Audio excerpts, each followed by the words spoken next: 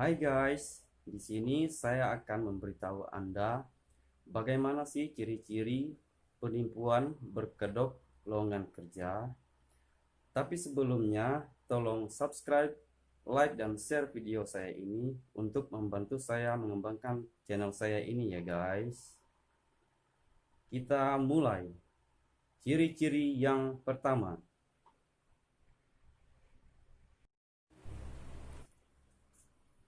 Yang pertama, mereka selalu menyertakan nomor HP atau barcode untuk masuk ke nomor WA mereka. Tujuannya yaitu adalah untuk memanggil kita pada saat interview.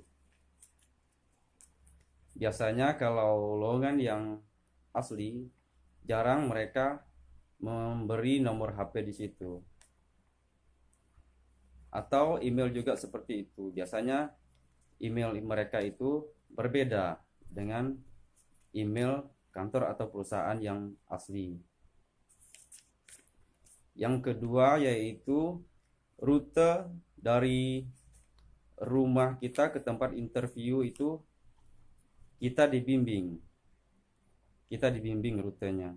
Jadi misalkan dari rumah disuruh naik ini, terus turun nanti di sini, pindah ke sini, terus sampai dekat kantor, nanti diarahin lagi kantornya di sebelah ini, terus kita harus ketemu siapa, itu kita dibimbing lewat WA yang sudah mereka kasih tahu tadi. Yang ketiga yaitu gaji. Biasanya gajinya itu agak menggiurkan atau lebih dari biasanya lah. Misalkan gaji perawat di rumah sakit itu biasanya 3,5, misalkan seperti itu. Tapi di lowongan yang mereka buka, biasanya mereka kasih tahu gajinya itu standarnya misalkan 4,5 4.500.000 per bulan, dan ada intensif, ada bonus-bonusnya lagi. Biasanya seperti itu, jadi agak menggiurkan, berbeda dengan yang aslinya. Kemudian yang nomor 5. Nomor 5 itu kantornya berpindah-pindah. Kantornya berpindah-pindah ya.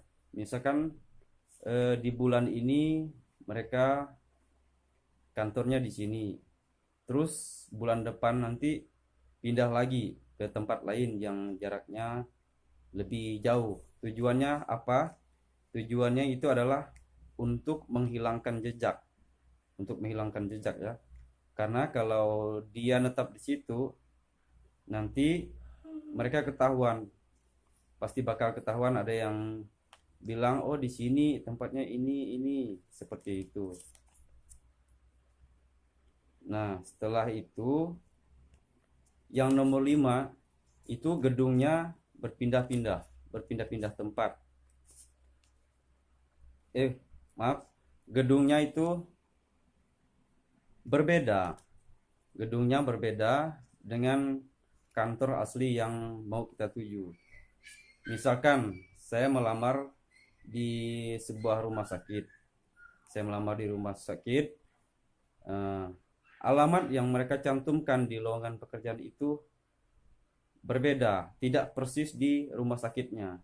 Bisa di seberang jalannya atau berjarak sekitar 2-30 meter dari kantor yang aslinya. Dan biasanya mereka interviewnya di menyewa sebuah ruko. Menyewa sebuah ruko, biasa lantai 2. Saya pernah kena tipu juga. Saya melamar di rumah sakit, di sebuah rumah sakit di Jakarta. Terus saya interviewnya beda, tidak di rumah sakit itu. Kan biasanya kan kalau kita interview di rumah sakit, kita melamar di rumah sakit, pasti tesnya di rumah sakit itu. Pasti tes di, nggak mungkin kita interviewnya di gedung lain seperti di ruko yang seperti yang saya bilang. Nah, itu ciri-cirinya seperti itu. Dan eh, langsung interview ya. Jadi kalau kita sebagai perawat contohnya ya, kita mau kita melamar kerja, terus kita biasanya melalui beberapa tahap seperti psikotes, tes tertulis, terus praktek. Setelah itu baru interview. Setelah interview baru dilanjutkan dengan medical check up. Nah, jadi tidak semudah itu. Masa kita masukin lamaran, terus tiba-tiba dipanggil langsung interview, ya kan? Nah, setelah itu ciri-ciri yang keenam itu surat lamaran. Jadi surat lamaran itu tidak bisa dikirim langsung ke kantor tempat kita melamar, kantor yang kita tuju. Biasanya kan kalau kita melamar pekerjaan, biasanya lamarannya kalau nggak kita kirim lewat email, bisa langsung kita kirimkan langsung ke tempat kita melamar. Misalkan saya melamar di suatu rumah sakit, jadi nggak apa-apa surat lamarannya langsung kita kirimkan ke situ. Tapi kalau di tempat yang bukan lowongan pekerjaan asli, itu tidak bisa dikirim. Saya pernah kemarin kirim, saya lihat lowongan pekerjaan di internet, terus saya kirim lamaran, itu sampai 2 kali bolak-balik kurirnya ya. Saya pakai JNE, katanya alamatnya tidak ditemukan. Alamatnya tidak apa? Kantornya tidak ditemukan di alamat tersebut. Nah, setelah sampai, terus mereka berusaha mencari lagi dan tidak pernah ditemukan kantor tersebut. Biasanya mereka nama perusahaannya itu diplesetkan dengan yang aslinya gitu. Nah, terus selanjutnya ciri-ciri yang kedelapan. Ciri-ciri yang kedelapan itu adalah ujung-ujungnya minta duit. Ujung-ujungnya minta duit. Ya, kan kemarin waktu saya tertipu itu eh, saya datang udah dikasih tahu lewat WA rutenya lewat sini.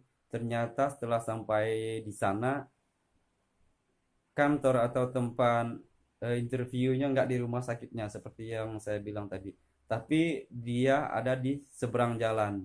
Dia sewa ruko lantai 2, di situ ada resepsionisnya, ada satpamnya juga. Ujung-ujungnya apa? Saya malah ditawarin jadi bagian administrasi. Padahal saya melamarnya perawat. Kan aneh. Terus ya 600.000 melayang. Katanya untuk apa? Untuk biaya administrasi, untuk biaya training, bla bla bla bla bla, banyak lah pokoknya. Parah kan? Ya begitulah. Nah, kejadiannya seperti itu. Setelah itu saya keluar, saya keluar. Besoknya saya disuruh datang lagi, terus di WA kandidat ini nomor ini disuruh datang lagi, terus bawa uang untuk cicilan cicilan apa gitu saya lupa. Nah, ujung-ujungnya kita itu dimintain duit ya begitulah, akhirnya kita nggak bakalan dipanggil lagi. Nah, seperti itu, padahal udah jelas-jelas kita melamarnya di rumah sakit, dan lowongan yang mereka buka di lowongan itu juga pekerjaannya di rumah sakit, dan profesinya jelas juga. Misalkan saya profesinya perawat begitu. Nah, seperti itu teman-teman. Jadi eh, jika ada nemuin ciri-ciri seperti itu, ya harap berhati-hati.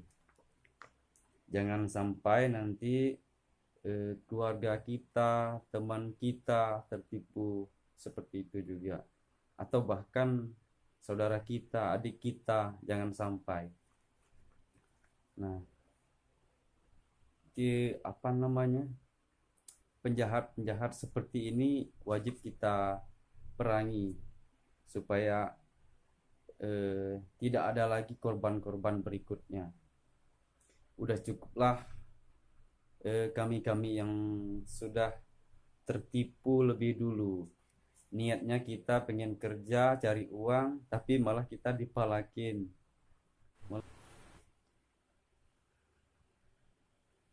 Oke, itu tadi teman-teman, ciri-ciri dari penipuan berkedok lowongan pekerjaan. Terima kasih setelah menonton video saya, dan tolong bantu saya subscribe, share, like, dan komen untuk meningkatkan video saya supaya saya bisa membuat konten-konten yang bermanfaat lagi untuk kita semua. Terima kasih.